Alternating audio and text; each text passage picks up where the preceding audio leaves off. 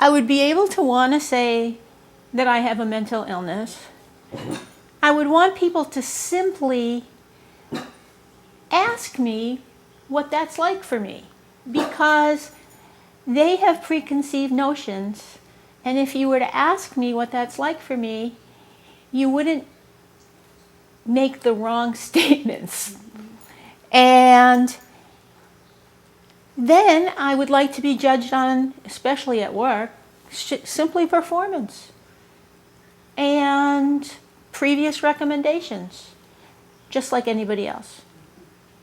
I only started talking about myself in this last year, and that's only because I wanted to help reduce stigma, because it is so isolating and it had such a negative impact on me, even though nobody actually fired me specifically because they thought I might have a mental illness or anything like that, but everything was so hush-hush.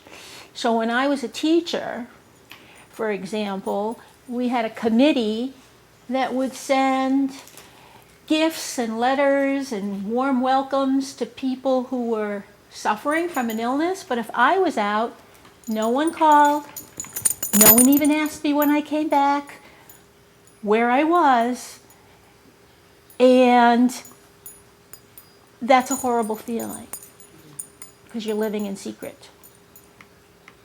The things that I wish I knew about early on, which I really didn't learn until more recently, was how I could play a part in the recovery of my own mental illness.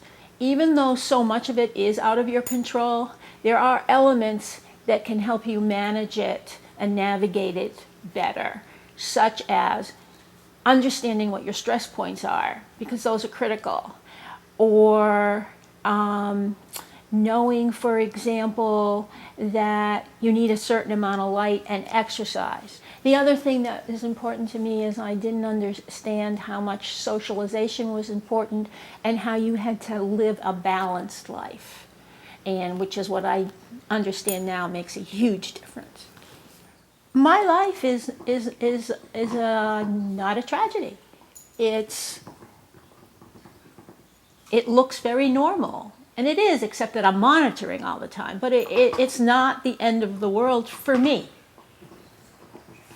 I don't see silver linings in it. It's not that good. I mean, I can figure out when things are good without having to be in such a bad state. But it's not, I think sometimes I'm happier than people that don't have mental illness.